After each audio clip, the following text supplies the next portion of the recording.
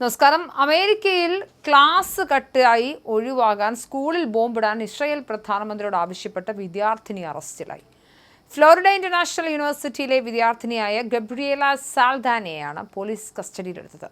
സർവകലാശാല പരിസരത്ത് ഭീതി പടർത്തുന്ന രീതിയിൽ സന്ദേശങ്ങൾ അയച്ചതിനാണ് നടപടി. ക്യാമ്പസിൽ ഒരു പരിപാടിയുമായി ബന്ധപ്പെട്ട് 200ഓളം വിദ്യാർത്ഥികൾ അംഗങ്ങളായ വാട്സപ്പ് ഗ്രൂപ്പിലാണ് ഗബ്രിയേല വിവാദ സന്ദേശങ്ങൾ അയച്ചത്. ക്യാമ്പസിലെ ഓഷ്യൻ ബാങ്ക് കോൺവക്കേഷൻ സെന്ററിൽ നടക്കാനിരുന്ന ചടങ്ങിനിടെ സ്ഫോടനം നടത്തണമെന്നായിരുന്നു സന്ദേശത്തിന്റെ ഉള്ളടക്കം. സന്ദേശങ്ങൾ ശ്രദ്ധയിൽപ്പെട്ട മറ്റു വിദ്യാർത്ഥികൾ ഉടൻ തന്നെ അധികൃതരെ വിവരമറിയിക്കുകയായിരുന്നു. ഇസ്രായേൽ പ്രധാനമന്ത്രി ബെഞ്ചമിൻ നെതന്യാഹുവിനെ സംബോധന ചെയ്തുകൊണ്ടായിരുന്നു സന്ദേശം. നെതന്യാഹു, നിങ്ങൾക്ക് എന്നെ കേൾക്കാമെങ്കിൽ ഓഷ്യൻ ബാങ്ക് കോൺവക്കേഷൻ സെന്ററിലുള്ള വിദ്യാർത്ഥികൾക്കായി കുറച്ച് ബോംബുകൾ വർഷിക്കൂ എന്നായിരുന്നു ഗബ്രിയേല കുറിച്ചത്. ബോൺബോൺ എന്ന വാക്കാണ് ഗബ്രിയേല ഉപയോഗിച്ചത്. ഈ ബോൺബോൺ എന്നത് ബോംബ് എന്ന അർത്ഥത്തിലാണ് പ്രയോഗിച്ചതെന്ന് പോലീസ് പിന്നീട് കണ്ടെത്തുകയായിരുന്നു.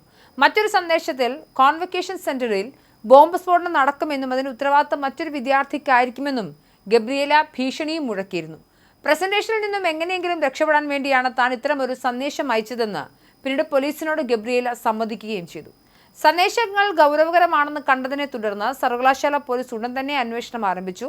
ഗബ്രിയേലയുടെ താമസ സ്ഥലത്തു നിന്നാണ് ഇവരെ പിടികൂടിയത്. പ്രമുഖ ആഗോള കമ്പനിയായ മൈക്രോസോഫ്റ്റിൽ മുൻപ് ഇന്റേണായി ജോലി ചെയ്തിരുന്ന ഗബ്രിയേലയുടെ ഭാഗത്തുനിന്നുണ്ടായ നീക്കം അധ്യാപകരെയും സഹപാഠികളെയും ഒക്കെ ഒരുപോലെ ഞെട്ടിച്ചിട്ടുണ്ട്. കോടതിയിൽ ഹാജരാക്കിയപ്പോൾ ഞാൻ ചെയ്തതൊരു വിഡ്ഢിത്തം നിറഞ്ഞ തമാശ മാത്രമാണ് എന്നായിരുന്നു ഗബ്രിയേല പറഞ്ഞത്. പ്രസന്റേഷനിൽ പങ്കെടുക്കാനുള്ള മടി കാരണം അറിയാതെ പറഞ്ഞു പോയതാണെന്നും ആരെയും ഉപദ്രവിക്കാൻ ഉദ്ദേശിച്ചിരുന്നില്ല എന്നും പ്രതിഭാഗം അഭിഭാഷകൻ വാദിച്ചു. എന്നാൽ കോടതി ഈ വാദം പൂർണ്ണമായും അംഗീകരിച്ചില്ല. കേസ് പരിഗണിച്ച ജഡ്ജി സംഭവത്തിൽ ഗൗരവകരമായ ഇടപെടലാണ് നടത്തിയത്. വസ്തുനിഷ്ഠമായി ചിന്തിക്കുന്ന ഒരാൾക്ക് ഇതൊരു തമാശയായി കാണാൻ കഴിയില്ലെന്ന് ജഡ്ജി നിരീക്ഷിച്ചു. വിചാരണവേളയിൽ കുറ്റം തെളിയിക്കാൻ സാധിക്കുമെന്നത് പ്രസക്തമാണെങ്കിലും നിലവിലെ സാഹചര്യത്തിൽ പ്രതിക്കെതിരെ വ്യക്തമായ തെളിവുകളുണ്ടെന്നും കോടതി വ്യക്തമാക്കി.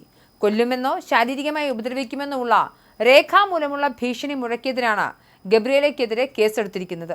ഇവരുടെ പേരിൽ $5000 ജാമ്യത്തുക നിശ്ചയിച്ചു. സംഭവത്തെക്കുറിച്ച് ഫ്ലോറിഡ ഇന്റർനാഷണൽ യൂണിവേഴ്സിറ്റി ഔദ്യോഗിക പ്രസ്താവനയും പുറത്തിറക്കി.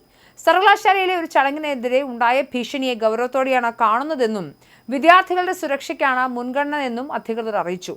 അന്വേഷണം പുരോഗമിക്കുന്നതിനാൽ കൂടുതൽ വിവരങ്ങൾ വെളിപ്പെടുത്താൻ സർവകലാശാല തയ്യാറായില്ല. ഒരു നിമിഷത്തെ അവിവേകമോ തമാശയോ എങ്ങനെ ഒരാളുടെ ജീവിതത്തെയും കരിയറിനെയും പ്രതിസന്ധിയിലാക്കാം എന്നതിന്റെ ഉദാഹരണമാണ് ഗബ്രിയേല സാൽദാനെയുടെ അനുഭവം. പ്രസന്റേഷനുകളിൽ നിന്നുള്ള ഭയമോ മടിയോ മറികടക്കാൻ അക്രമത്തിന്റെ ഭാഷ ഉപയോഗിക്കുന്നത് നിയമപരമായും സാമൂഹികമായും ഗുരുതരമായ പ്രത്യാഘാതങ്ങൾ ഉണ്ടാക്കുമെന്നും ഈ സംഭവം ഓർമ്മിപ്പിക്കുന്നു. പ്രത്യേകിച്ച് ആഗോളതലത്തിൽ സംഘർഷങ്ങൾ നിലനിൽക്കുന്ന സാഹചര്യത്തിൽ സോഷ്യൽ മീഡിയയിലൂടെയോ മെസ്സേജിംഗ് ആപ്പുകളിലൂടെയോ പങ്കുവയ്ക്കുന്ന ഇത്തരം സന്ദേശങ്ങൾ തമാശ എന്ന ഗണത്തിൽ ഉൾപ്പെടുത്തി ലഘൂകരിക്കാൻ നിയമവ്യവസ്ഥ തയ്യാറല്ലെന്ന വ്യക്തമായ സന്ദേശമാണ് ഈ അറസ്റ്റും കോടതിയുടെ നിരീക്ഷണങ്ങളും നൽകുന്നത്.